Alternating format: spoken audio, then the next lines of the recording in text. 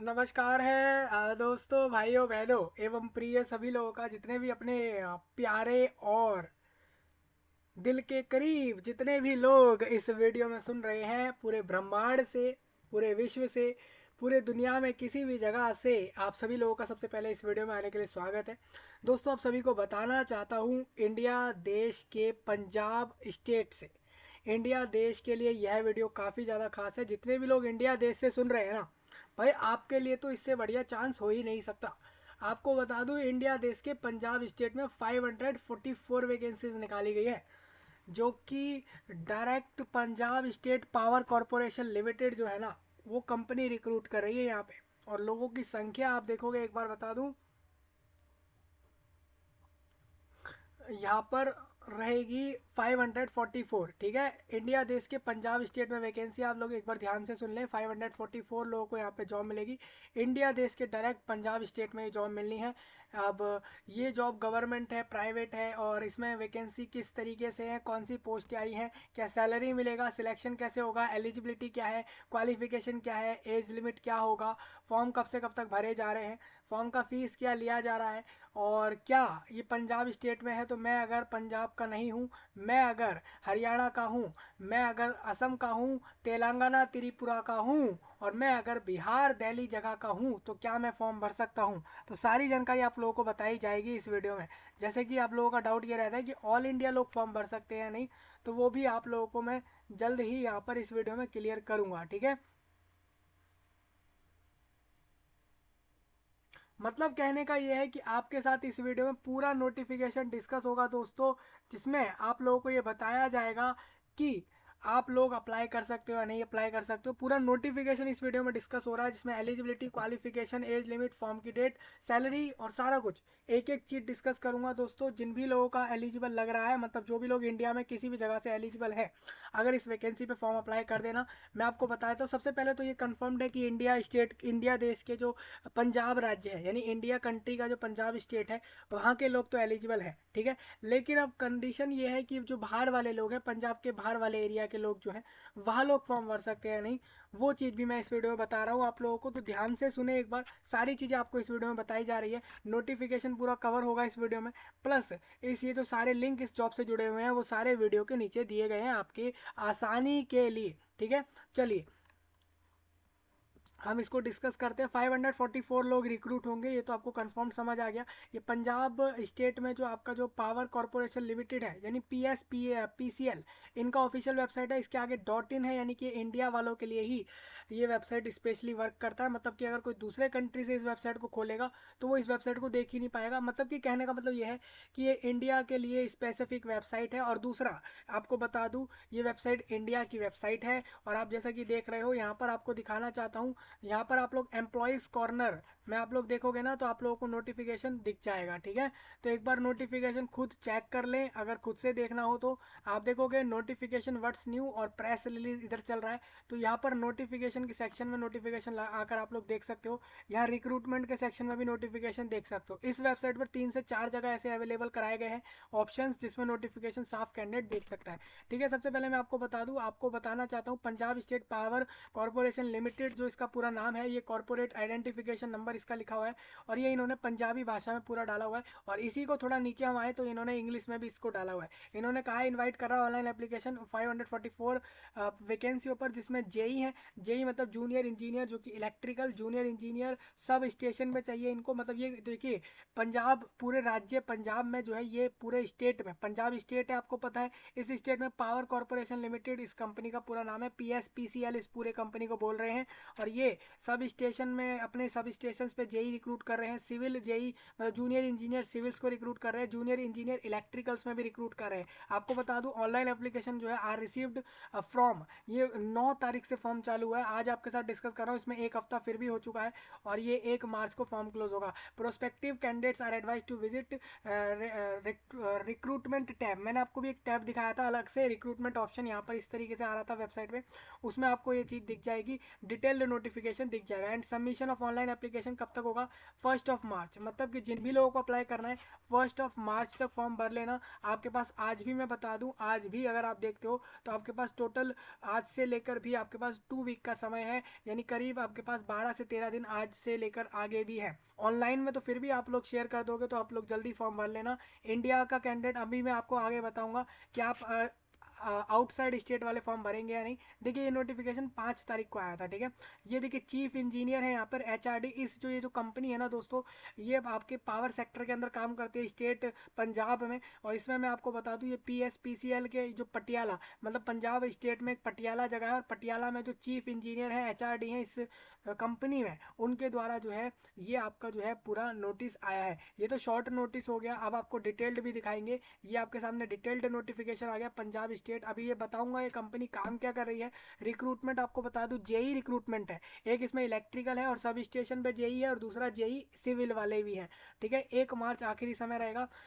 ये जो है आपको बताया गया एक पावर जनरेटिंग और डिस्ट्रीब्यूशन कंपनी है ओन्ड बाय पंजाब की स्टेट गवर्नमेंट, यानी जो इंडिया देश के पंजाब स्टेट का जो अभी गवर्नमेंट है उनके द्वारा इसको ओन किया गया। मतलब कि फुल्ली गवर्नमेंट कंपनी है विच हैज़ प्लेड ये प्ले करती है की role in implementation of Punjab government plans for 24/7 in uninterrupted quality power supply in the state. मतलब कि जो पावर है ना वो पावर कट ना हो, पावर सप्लाई आता रहे, वो पूरे हर समय आता रहे स्टेट में, उसके लिए ये काम कर रहे हैं। Is looking for young and dynamic candidates with, ये लोग ढूंढ रहे हैं जो ऐसे लोग हो जो यंग हो, यानी कि जो अभी नया यूथ है, नए ऐसे लोग हैं जो कि इस वैकेंसी को लेना चाहें, डायनामिक कैंडिडेट्स और ब्रिलियंट उनकी क्वालिफिकेशन हो तो ले सकते हैं। पे स्केल आपको बताता चलो यहाँ पर, ये जो आपको सैलरी देंगे मिनिमम 7 सीपीसी जो गवर्नमेंट ने डिसाइड करे हैं 7 सीपीसी के अंदर, उसके हिसाब से बता दूं report of the in house committee will be 35,400, यानी कि करीब करीब 36,000 रुपीज़ पर मंथ आपको मिलने हैं यहाँ पे सैलरी में ड्यूरिंग द प्रोबेशन पीरियड। यहाँ पर एक प्रोबेशन पीरियड होता है, मैं आपको बता दूं कोई भी कैंडिडेट रिक्रूट होता है तो शुरुआती तौर पर वो एक टेम्पररी एम्प्लॉय होता है।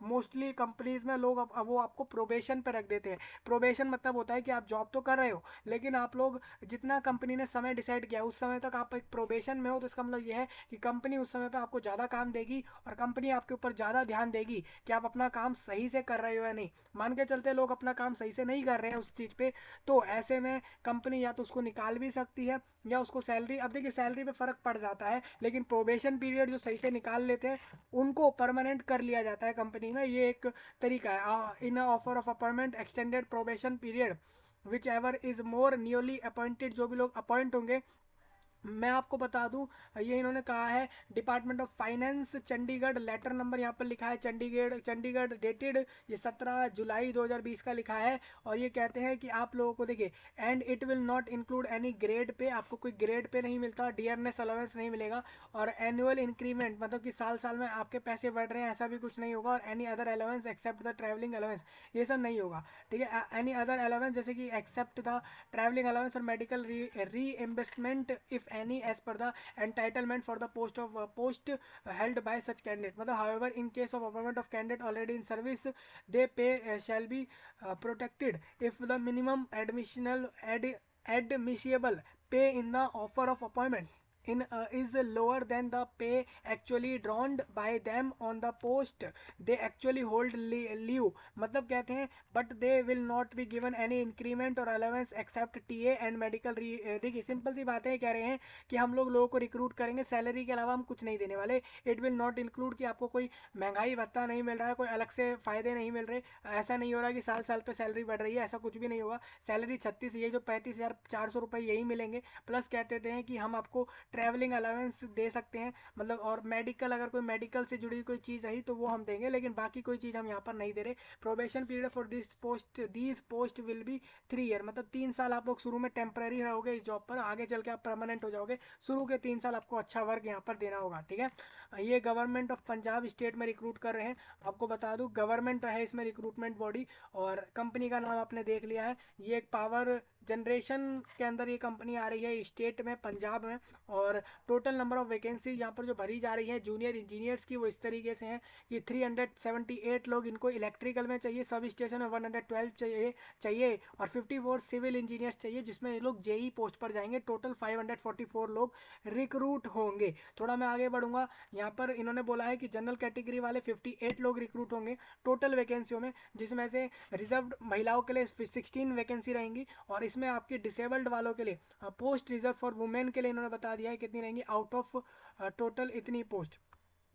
ठीक है, तो आगे चलते हैं, थोड़ा हम इसी के अंदर आगे बढ़ेंगे। तो आपको बता दूं, अब अगर आप लोग ईडब्ल्यूएस कैटेगरी के हो तो आपकी 25 वैकेंसी टोटल रखी है। 25 में से 7 इन्होंने रख दी महिलाओं की, 25 इन्होंने अलग हटा और 7 महिलाओं की रख दी हैं। अगर आप एससी हो, स्केड्यूल कास्ट हो, जैसे कि आप लोग मजहबी और वाल्मीकि और एक्स सर्विसमैन, सेल्फ और डिपेंडेंट हो, तो आप लोगों के लिए इन्होंने साफ बता दी टोटल वैकेंसी 5 है। अगर आप लोग अनुसूचित जाति हो और उसमें आप लोग मजहबी, वाल्मीकि हो और स्पोर्ट्स पर्सन में आ रहे हो, तो आप लोगों की वैकेंसी टोटल इन्होंने बताई है 2।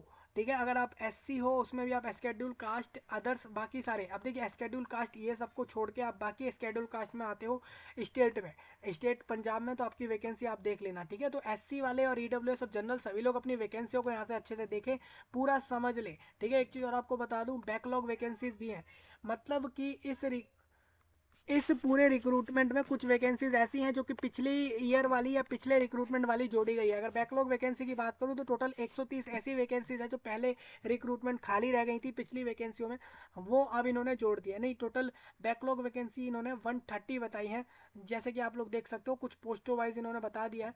तो इस तरीके से आप लोग टोटल जोड़ लेंगे सारी वैकेंसियों को। अब मैं आपको बता दूं, ये जो आपने अभी वैकेंसी समझी है ना, ये सारी जूनियर इंजीनियर इलेक्ट्रिकल वाली वैकेंसी है। ठीक है, जो अभी आपने दोनों टेबल में समझी, इसमें बैकलॉग और सारी इंक्लूड हो गई इस वाले पोस्ट की। सेम मैं आगे बढ़ूंगा दोस्तों, इसी के अंदर आप लोगों को एक चीज़ और बता दूं यहाँ पर कि अगर आप लोग जूनियर इंजीनियर सब स्टेशन का वैकेंसी लोगे तो उसमें भी आप लोगों का जनरल का लिखा है, ईडब्ल्यूएस, एससी, एसटी सबका लिखा हुआ है, तो उसको एक बार देख लें। कास्ट रिजर्वेशन वैकेंसियों को एक बार अच्छे से देखें। जूनियर इंजीनियर यानी अगर आप सिविल इंजीनियर पास आउट हो और जेई पोस्ट लेने जाते हो तो आपकी वैकेंसी कुछ इस तरीके से लिखी हुई है। टोटल यहाँ पर जो लोग रिक्रूट होंगे सिविल में, मैंने आपको पहले ही बता दिया था कि वो होंगे 54, जैसा कि यहाँ लिखा है। ठीक है, तो ये सब आप देख लेना। अभी आपको सिंपल सी बात बता दूं, जो लोग भी अगर अदर स्टेट के अगर यहाँ पर एलिजिबल रखे गए होंगे तो आप जनरल की वैकेंसी लोगे। अभी मैं आपको बता दूंगा कि आप अदर स्टेट वाले एलिजिबल हो या नहीं इन वैकेंसी पर, क्योंकि अपने अदर स्टेट वाले भाई बहन भी ये चाह रहे हैं कि उनको वैकेंसी मिल जाए, जॉब मिल जाए। वो काफ़ी बेरोजगारी जो है देख रहे हैं, तो उसको उनको भी मैं बता दूंगा। वैकेंसी जो आपको दी गई है वुमेन्स के लिए जो रिजर्व रखी गई है, in the table shall be filled as per the Punjab civil services reservation for women rule 2020 जो बनाया गया था उसके अनुसार। ठीक है, मतलब government of state of Punjab, मतलब जो पंजाब के स्टेट की जो गवर्नमेंट है उनके द्वारा जो रूल बनाए गए उसके हिसाब से महिलाओं की वैकेंसी इन्होंने रिजर्व कर दी है, कुछ फिक्स कर दी हैं, वो आपको मिल जाएंगी। ठीक है, चलिए आगे बढ़ते हैं।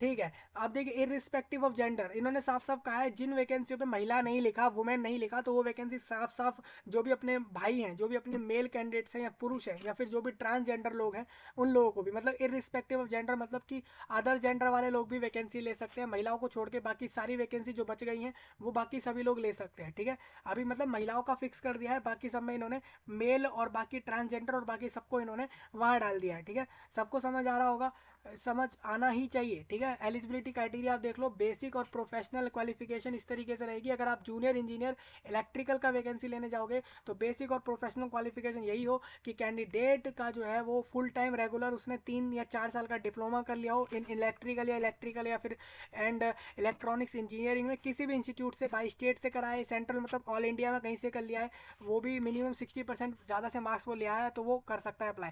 सपोज वो एग्जाम्पल ले लेते हैं, अगर वो डिप्लोमा वाला नहीं है और अगर उसने मान लीजिए बैचलर इन इंजीनियरिंग या बैचलर ऑफ टेक्नोलॉजी या बैचलर ऑफ साइंस यानी बीएससी, बीटेक, बीई और एएमआईई और किसी भी इंस्टीट्यूट से करा है इंजीनियरिंग के इंडिया में या फिर कलकत्ता से या फिर किसी भी उसकी हायर क्वालिफिकेशन अगर इसकी है इन इलेक्ट्रिकल और इन सब के अंदर, will be consider only if the candidate has essential qualification. Full time regular उसका जो है 3 या 4 साल का डिप्लोमा होना चाहिए उस फील्ड में। कुल कहना इनका यही है, जिस पोस्ट पर कैंडिडेट अप्लाई कर रहा है उस फील्ड का इंजीनियरिंग कैंडिडेट हो और वो 60% से ज़्यादा मार्क्स लाया हो, या तो तो वो ग्रेजुएट रखता हो या फिर वो डिप्लोमा क्वालिफिकेशन रखता हो, लेकिन अगर उसके 60% से ऊपर मार्क्स हैं तो फॉर्म भर सकता है। सब स्टेशन में जेई में रिक्रूट करने के लिए इनको सेम वही कहते हैं कि 3 या 4 साल का डिप्लोमा उससे ले लेंगे उस फील्ड का, ठीक है। हाँ, आगे थोड़ा बढ़ते हैं। सेम बीई बीटेक और बीएससी जैसे लोग यहाँ पर फॉर्म भर सकते हैं। सिविल इंजीनियर की वैकेंसी आप देखोगे तो उसमें कहते हैं कि आपका डिप्लोमा इन सिविल इंजीनियरिंग हो। ऐसा ना हो कि किसी भी इंजीनियरिंग की आप ले लो, आप मैकेनिकल इंजीनियर हो तो आप सिविल का नहीं ले सकते हो, इस बात का ध्यान रखना। मतलब कोई भी इंजीनियर नहीं होगा यहाँ पे, सिर्फ और सिर्फ सिविल साइड वाले इंजीनियर्स इन वैकेंसी को लेंगे, ठीक है। Consider only if the candidate has essential qualification, ठीक है। मतलब डिप्लोमा वाले पहले जाएंगे, लेकिन अगर आप लोग ग्रेजुएट हो तब भी आप लोग वैकेंसी ले सकते हो उस फील्ड से। नॉलेज ये कह रहे हैं पंजाबी नॉलेज होनी चाहिए, मतलब कि आप लोगों को हर पोस्ट के लिए पंजाबी लैंग्वेज आनी चाहिए, क्योंकि स्टेट पंजाब में लोग पंजाबी भाषा को बोल रहे हैं। मैं आपको बता दूं, candidate must have passed Punjabi, उसने अपने 10th में या फिर उसके बराबर, मतलब अपने पढ़ाई के बीच उसने कहीं पर भी अपने 10th जो पंजाबी लैंग्वेज है उसको उसने पढ़ लिया हो, ठीक है। एज लिमिट बताते चलते भाई, एज लिमिट कितनी ले रहे हैं। एज लिमिट कह रहे हैं कि जो लोग भी 18+ है और 37 बिलो है फॉर्म भर देना। मतलब जो लोग 1 जनवरी 2024 के दिन 18+ कर गए और 37 यानी कि 37 बिलो है फॉर्म भर सकते हैं। टू बी एलिजिबल और this for relaxation is in age is, Punjab government आपको रिलैक्सेशन देगी। आप मान के चले आप स्टेट में अगर SC ST हो तो आपके 5 साल जोड़ लो, अगर आप स्टेट पंजाब में ही अगर OBC हो तो 3 साल जोड़ लो, यही सब चलता है, ठीक है। इसको जोड़ लेना। रिलैक्सेशन अपर एज में बता दूं, SC और बैकवर्ड क्लास वाले 5 साल जोड़ लें, एक्स सर्विसमैन लोगों को इन्होंने बता दिया है, तो वो आप सब जोड़ सकते हो, ठीक है। तो ये सब आपका रहेगा, इसको आप अच्छे से देखें एक बार, अच्छे से थोड़ा समझे। जो भी लोग एज वाइज एलिजिबल हो, क्वालिफिकेशन वाइज एलिजिबल हो, हर तरीके से एलिजिबल हो, फॉर्म भर दे, वैकेंसी मिल जाएंगी, ठीक है। हाँ, तो ये वाले पॉइंट एक बार आप रीड कर लो जो यहाँ पे लिखा है। और यहाँ पर फॉर्म का फीस लेंगे, बिल्कुल आपसे फॉर्म का फीस लिया जाएगा, जो कि वापस नहीं दिया जाएगा। आपको बता दूँ, आप हर कैंडिडेट को एक्सेप्ट शेड्यूल कास्ट और पर्सन विद डिसेबिलिटी कैटेगरी, मतलब वो लोग जो लोग मान के चले SC को छोड़ दें यहाँ पर, और डिसेबल्ड को छोड़कर जो बाकी लोग हैं, मतलब कि जनरल हो गए, OBC हो गए, EWS हो गए, वो लोग, उनसे 1200 रुपये यहाँ पर चार्ज होंगे और उनसे 216 रुपये GST लिया जाएगा। GST क्या है? GST यह है कि आप आसानी से ऑनलाइन सर्विस की मदद से आप फॉर्म भर पा रहे हो, आसानी से अपने घर से ही, वहाँ जाने की ज़रूरत नहीं पड़ रही है।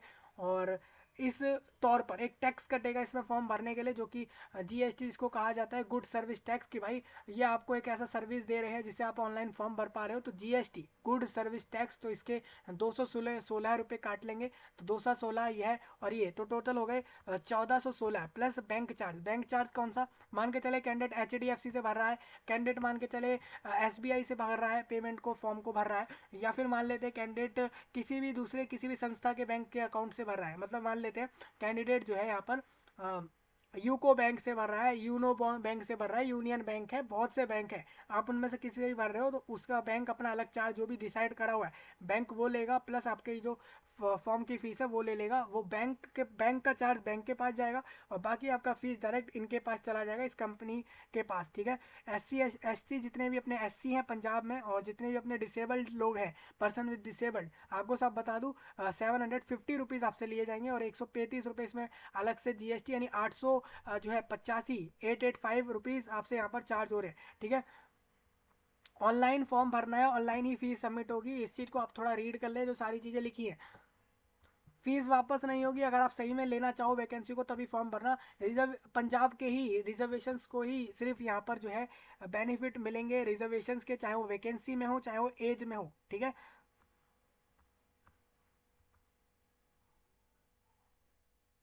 कैटेगरी सही से भरना, कैटेगरी चेंज नहीं होती है फॉर्म में एक बार देने के बाद। ये चीज़ मैंने आपको पहले भी बताई थी कि कैटेगरी कभी भी फॉर्म में आप एक बार जमा कर दो, जब फॉर्म जमा हो जाता है तो आप बाद में नहीं बदल सकते हो, ठीक है। चलिए थोड़ा आगे बढ़ेंगे इसी में।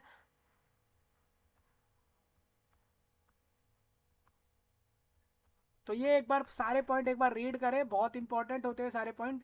रिजर्वेशन का सर्टिफिकेट आपको दिखाने पड़ेंगे ज़रूर। अगर आप पंजाब स्टेट में एससी हो, एसटी हो या बैकवर्ड क्लास में भी हो, तो आप लोग इसके सर्टिफिकेट अगर नहीं दिखा पाओगे तो कहीं ना कहीं वो आपको रिजर्वेशन भले ही आप लोगों को बाहर नहीं करेंगे रिक्रूटमेंट से, हो सकता है वो जनरल के तौर पर आपको ले लें। ठीक है, इतना कर लेंगे वो कि वो देखेंगे भाई ये रिक्रूटमेंट में यहाँ तक पहुँच गया है, लेकिन इसने तो गलत दे दिया था, इस ये तो कैटेगरी में है ही नहीं रिजर्वेशन में, तो हो सकता है कि वो जनरल के तौर पर रिक्रूट कर लें आप लोगों को। ठीक है, ऐसा हो सकता है।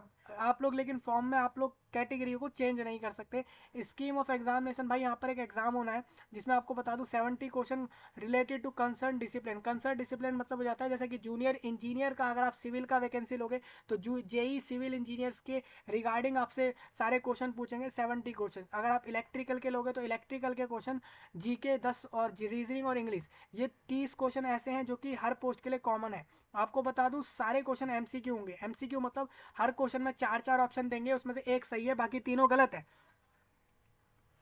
हर क्वेश्चन एक एक नंबर का होगा, याद रखना। यहाँ पर नेगेटिव मार्किंग कर रहे हैं 1/4 की, मतलब कोई क्वेश्चन का आंसर गलत करा किसी ने तो उसके मार्क्स काटे जाएंगे। 2 घंटे में पेपर करा लेंगे, 120 मिनट में। मिनिमम उसको 45% मार्क्स लाने हैं, यानी कि उसको कैंडिडेट को 100 क्वेश्चन है और एक एक नंबर का क्वेश्चन है, यानी कहीं ना कहीं 100 में से उसको 45 प्लस ऊपर लाने हैं। अगर वो राज्य में किसी भी रिजर्वेशन में आ रहा है तो वो 35 प्लस मार्क्स ले आएगा तो भी वो पास मान लिया जाएगा। ठीक है, रिजर्वेशन कैटेगरी में कौन कौन लोग आ रहे हैं यहाँ पर बता दूं, ईडब्ल्यूएस, एससी और बीसी, यानी और इसके साथ साथ एक्स सर्विसमैन, फ्रीडम फाइटर्स, ये सभी लोग इनको रिजर्वेशन में लिया जा रहा है। ठीक है, मतलब आप सभी को 35 मार्क्स ही लाने हैं। बाकी मतलब अल्लाह अपने जनरल वाले भाई बहनों का तो यहाँ पर लगेगा। ठीक है, जनरल वाले जितने भी है ना पंजाब के, सबसे बता दूं भाई, आप लोगों को 45 मार्क्स लाने हैं। लेकिन कोई फर्क नहीं है, 10 नंबर में कुछ वो नहीं हो जाता।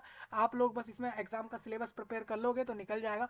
देखिए इन्होंने कहा है कि अगर ये यहाँ पर एक नॉर्मलाइजेशन लगा देंगे, अगर एग्जाम एक से ज़्यादा शिफ्ट में हो, तो आपको पता होना चाहिए कोई भी एग्जाम किसी भी रिक्रूटमेंट का हो, एडमिशन का हो, अगर वो एक से ज़्यादा शिफ्ट में हो जाता है तो उस पर नॉर्मलाइजेशन लगा देते हैं। ठीक है, तो normalisation is done by considering the difficulty level of each set. इन्होंने साफ साफ बता दिया है, मतलब कहने का यही है कि आप लोगों का यहाँ पर नॉर्मलाइजेशन अप्लाई होगा। इनके एनेक्सर बी नाम से आगे एक पॉइंट है, वहां पर बताया इन्होंने कि कैसे इनका नॉर्मलाइजेशन लगेगा। भाई देखिए, नॉर्मलाइजेशन अगर आप पहली बार रिक्रूटमेंट लेने जा रहे हो तो आपको बता दूं ऐसा कुछ अलग नहीं है, सिंपल सी बात है। जो आप अपना अलग से मार्क्स देखोगे ना कि 100 में से 40 आए, तो कहीं ना कहीं आप उसको 40.2378 इस तरीके का देख लोगे, बस इतना ही फर्क होगा। लेकिन आपका जो मान के चले 40, जैसे कि 100 में से 40 मार्क्स लाया ना कोई कैंडिडेट, तो अब हो सकता है कि ये नॉर्मलाइजेशन लगने के बाद उसके मार्क्स 38 भी हो सकते हैं, 37 भी हो सकता है उसके मार्क्स 40 की बजाय 43, 45 तक या 44 तक भी पॉइंट पॉइंट में पहुंच सकते हैं। तो ये फर्क कहाँ से आया? ये फर्क यहाँ से आया कि कैंडिडेट का पहले मार्क्स देखे सबके, और फिर ये देखा कि हमने हर शिफ्ट में जो एग्जाम का क्वेश्चन पेपर दिया है वो किस शिफ्ट का आसान है, किस शिफ्ट का हार्ड है। तो वो सारी चीज़ें, बहुत चीज़ें इस पर जो है डिपेंड करने लगती हैं। आपको बता दूं अबाउट द ऑनलाइन टेस्ट, आपको इसमें ऑनलाइन एग्जाम होगा। इन्होंने बोला है एडमिट कार्ड आएगा एग्जाम के हफ्ते या 10 दिन पीछे आ जाएगा, कि जब भी एग्जाम होना है उससे हफ्ते भर पीछे। देखिए इन्होंने बोला है एडमिट कार्ड 7 दिन पीछे तो हम दे ही देंगे, मतलब जैसे कि अगर आपका एग्जाम 10 को लेना है तो 3 तारीख को हम दे देंगे, इस तरीके से कह रहे हैं कि हम 7 दिन पीछे हम इसका एडमिट कार्ड निकाल देंगे एग्जाम होने से पहले। ठीक है, एग्जाम होने के तुरंत बाद ऑनलाइन एग्जाम होगा भाई, लोगों को कंप्यूटर पे एग्जाम ले लेगी ये कंपनी जो है स्टेट पंजाब में सेंटर रख के और कंप्यूटर पे एग्जाम ले लेगी। ठीक है, मेरिट लिस्ट आप देख लो, मेरिट लिस्ट जो बनेगी आपकी, इसमें जो आपके ऑनलाइन एग्जाम में जो मार्क्स आएंगे उसके बेस पर बनेगी। ठीक है, हाँ, तो अच्छा एग्जाम निकाल देना, 100 में से अच्छे खासे मार्क्स ले आना, 90 80 इस तरीके के नंबर ले आओगे तो आराम से इसमें वैकेंसी आप लोगों को मिल जाएगी। ठीक है, ये चीज़ें आपकी रहेंगी। तो अब देखिए इन्होंने साफ बताया है कि किस तरीके से हम रिजल्ट बनाएंगे, मैंने भी आपको क्लियर कर दिया है। कंप्यूटर बेस्ड एग्जाम होगा, ये तो आपको पता लग गया। और कंप्यूटर एग्जाम होने के बाद डॉक्यूमेंट चेकिंग प्रोसेस होगा कि भाई जो कैंडिडेट ने फॉर्म में डॉक्यूमेंट दिए वो सही है कि नहीं, उसके वो सब चेक हो जाएंगे।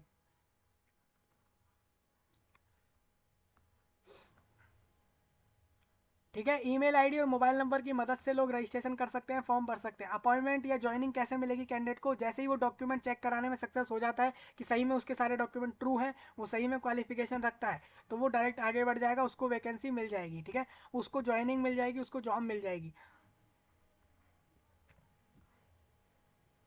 हाँ,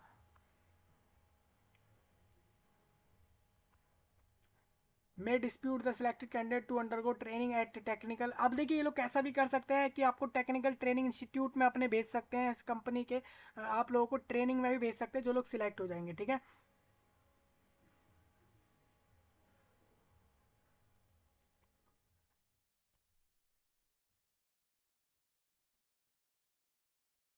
ठीक है, अब मैं थोड़ा आगे बढ़ूंगा, इसी के अंदर आपको एक और चीज़ यहाँ पर क्लियर करता चलूंगा।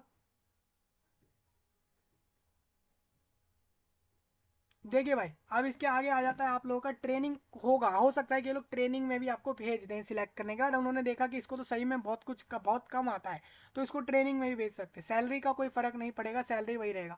एक्शन हो जाएगा आपके खिलाफ अगर आप लोग रिक्रूटमेंट प्रोसेस को फॉलो नहीं करते हो, ये सब चीज़ें यहाँ लिखी है, ठीक है। तो इसको एक बार अच्छे से देखें, गाइडलाइन है आप लोगों को फॉर्म कैसे भरना है, उसके लिए सारा प्रोसेस इन्होंने बता रखा है। रजिस्ट्रेशन होगा पहले फॉर्म भरने के लिए, ठीक है, यहाँ पर लिखा है रजिस्ट्रेशन हो जाएगा पहले, फिर सेकंड पार्ट में आपका जो है रजिस्ट्रेशन जैसे ही कंप्लीट हो जाएगा, आप देखो रजिस्ट्रेशन आपसे कराएंगे ये, फिर फोटो अपलोड होगा, कैंडिडेट का सिग्नेचर अपलोड होगा, उसके बाद डी पोस्टिंग ऑनलाइन, उसको जो है एक फीस फॉर्म में जमा करनी है, आपको पता ही है एक फीस ली जा रही है 1200 रुपये प्लस जीएसटी के साथ ये 1400 प्लस कुछ जा रहे हैं, और रिजर्व वालों के 800 या 900 के करीब इनका जो है चार्ज जा रहा है। फिर फॉर्म का प्रिंट जरूर लेना, अपने सारे डिटेल डाल दो, सारे डॉक्यूमेंट अपलोड कर दो, 10th के 12th के डिग्रीज के जो भी क्वालिफिकेशन है, कास्ट सर्टिफिकेट सब अपलोड करके, उसके बाद जब फॉर्म जमा हो जाए, सारी डिटेल डल जाए, फीस जब जमा हो जाए, फॉर्म का सबमिट करते ही प्रिंट ले लेना बस, इसके अलावा कुछ नहीं होता, ठीक है। थोड़ा आगे बढ़ेंगे, कोई आने जाने का खर्चा नहीं मिलेगा आप लोगों को इस एग्ज़ाम को देने जाने के लिए या फिर डॉक्यूमेंट वेरीफाई कराने के लिए। कुल मिलाना क्या है, ये कहना यही है कि एग्ज़ाम देने अपने बिहाफ पर जाओ, डीवी कराने अपने बिहाफ पर जाओ, अपने पास अगर जो है चार्जेस हों तो जाओ, नहीं अदरवाइज मत जाओ, सिंपल सी बात यहाँ पर कह रहे हैं। किसी को कोई फ़र्क नहीं पड़ता इस वर्ल्ड में, इस बात के तो आप भी जानते हो, तो वही सब कहा जा रहा है कि टी ए डी ए कुछ नहीं मिल रहा है। सिंपल सी बात है, अगर खर्चा हो तो आप इसमें वैकेंसी लेने जाओ, अदरवाइज ना जाओ, चाहे वो फॉर्म की फ़ीस की बात हो, टी ए डी ए की बात हो या किसी भी चीज़ की बात हो, ये सब चीज़ें यहाँ रहेंगी। बाकी इन्होंने कुछ कंडीशंस लिखी है दोस्तों, इन्होंने ये लिखा है कि हाँ, जो लोग मान लो करेंटली अभी गवर्नमेंट एम्प्लॉय हैं, गवर्नमेंट के किसी भी सेक्टर किसी भी विभाग में काम कर रहे हैं, तो उनसे साफ साफ साफ यही कहूँगा कि आप एक एनओसी जमा कर देना यहाँ पर, जो ये क्लियर करेगी कि भाई जहाँ आप काम कर रहे हो उनको कोई ऑब्जेक्शन नहीं है, आप इस वैकेंसी को लेने जा सकते हो, ठीक है। हाँ, तो यही पूरा नोटिफिकेशन आपके साथ डिस्कस हुआ, ये भी 5 तारीख को बनाया गया, ये भी नोटिस। थोड़ा आगे बढ़ेंगे इसी में, आप देखोगे इन्होंने बताया है कि जो डिसेबल्ड लोग हैं उनको बताना चाहता हूँ कि आपके लिए कौन कौन सी वैकेंसी है। जैसे आप लोग अगर मान के चलो आप लोग डी और एच एच ओ एल और सी पी और एल सी और डी डब्ल्यू यानी ड्वार्फिम, और इसके अलावा आप लोग ड्वार्फिज्म, और इसके अलावा आप लोग अगर एसिड अटैक विक्टिम हो और इनमें से कोई भी डिसेबिलिटी रखते हो, तो आप लोगों को जेई इलेक्ट्रिकल वैकेंसी मिलेगी। लेकिन याद रखना आप लोगों को सिटिंग, स्टैंडिंग, वॉकिंग, बेंडिंग और यहाँ पर लर्निंग और यहाँ पर पीपीएमएफ और मैनिपुलेशन विद फिंगर्स और रीडिंग राइटिंग और ये सब चीज़ें आती होंगी, कर पाते होंगे, तभी मिलेगी ये वैकेंसी। तो जिस भी आपकी अगर ये सारी डिसेबिलिटी है और आप अगर ये सारे फंक्शनल रिक्वायरमेंट फुलफिल कर रहे हो तो आपको ये वाली वैकेंसी मिल जाएगी, ठीक है। चलिए आपको बताना चाहता हूँ, मैंने जैसा बोला अभी स्टैंडिंग सिटिंग ये सब बोला, तो वो देखिए यहाँ लिखा हुआ है स्टैंडिंग से। स्टैंडिंग मतलब कैंडिडेट खड़ा हो सकता है, बैठ सकता है, चल सकता है, बैंड मतलब झुक सकता है, लिफ्टिंग कर सकता है, और किनिंग और क्रंचिंग कर सकता है, और पुलिंग और पुशिंग कर सकता है, और इसके अलावा मैनिपुलेशन विद फिंगर्स और ये सारी चीज़। अब ऐसा नहीं है कि हर डिसेबल्ड को ये सारा फुलफिल करना है, जो पोस्ट उसको चाहिए उसके आगे वो देख ले, अगर वो सब कर सकता है और अगर उसकी डिसेबिलिटी ये वाली है तो ही उसको वो वाला पोस्ट मिलेगा, ठीक है।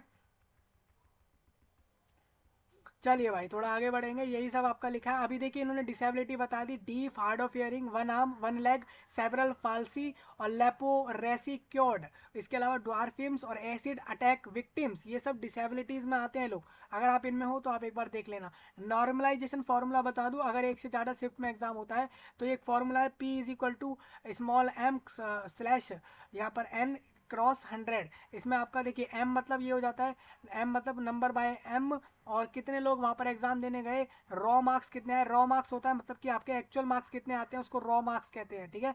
तो वो यहाँ पर रहेंगे, तो वो इस तरीके से निकालने वाले हैं, ठीक है। अगर एक से ज़्यादा शिफ्ट में इस एग्ज़ाम को लिया जाए तो ये वाला फॉर्मूला लगा दिया जाएगा, तो कोई दिक्कत आपको नहीं आएगी।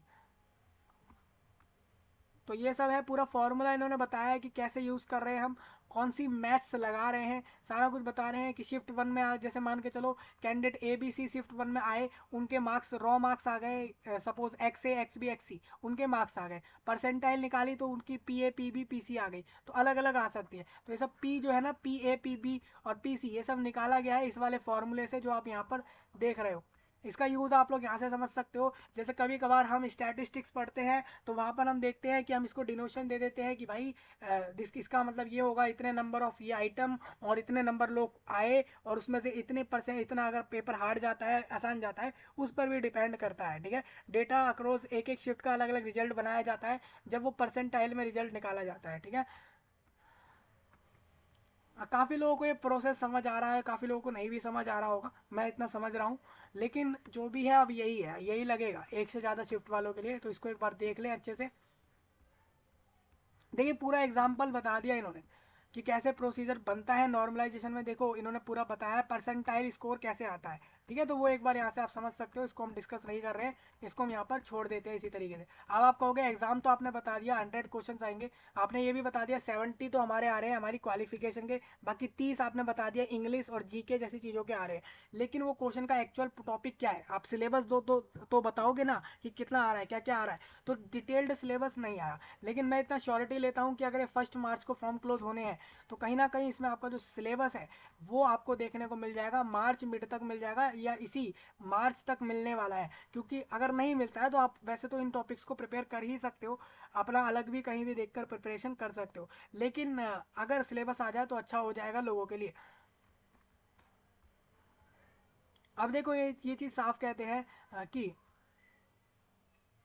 आपको dispute selected candidate to undergo training at, ठीक है, पटियाला और देखिए अपने अलग इंडिया में इनकी इसी कंपनी के इंडिया में अलग इंस्टीट्यूट होंगे, वहाँ पर भी ट्रेनिंग में लोगों को भेजा जा सकता है जिनको ये वैकेंसी पर सिलेक्शन मिल जाता है। ऐसा भी हो सकता है वो पटियाला में भी भेज सकते हैं आपको ट्रेनिंग के लिए। बेसिकली सबको ट्रेनिंग पर भेजे ये जरूरी नहीं है, लोगों को डायरेक्ट रिक्रूट करके जॉब में रख लेंगे। लेकिन कहते हैं कि हो सकता है कि कुछ लोगों को ट्रेनिंग पर भी हम भेज दें, लेकिन सैलरी तो कंफर्म जैसा बता रहे हैं वैसा ही मिलेगा आप लोगों को। ठीक है, तो ये पूरा नोटिफिकेशन था। अब इसमें लोग कहेंगे कि भाई मैं अप्लाई कर सकता हूँ या नहीं इंडिया में किसी भी जगह से, तो मैं आपको साफ बता दूं ऑल इंडिया इसमें लोग फॉर्म भर सकते हैं, लेकिन पंजाब डोमिसाइल्स को जो रिजर्वेशन है उनको वहीं के फ़ायदे मिल जाएंगे। जो पंजाब के बाहर वाले लोग हैं उनको साफ साफ यही कहूँगा कि आप लोगों को जनरल के तौर पर फॉर्म भरना होगा, इसमें आप लोग फॉर्म भर सकते हो, ऑल इंडिया इसमें एलिजिबल रहेंगे। सिलेबस का बता दिया, जल्दी आ जाएगा अगर आता है तो। और नोटिफिकेशन में एज लिमिट सैलरी सब कुछ कवर किया है, कोई बेनिफिट अलाउंस नहीं है इसमें, सैलरी के अलावा कोई भी 1 से 2 अलाउंस दे रहे हैं बस, उसके अलावा कुछ इसमें ज़्यादा फ़ायदे हैं नहीं। मतलब कुल मिला के कैंडिडेट को 36,000 रुपये पर मंथ सैलरी रहेगा बस, उसके अलावा थोड़ा बहुत एक आध अलाउंस हो जाएगा बस, इसके अलावा कुछ इसमें नहीं है।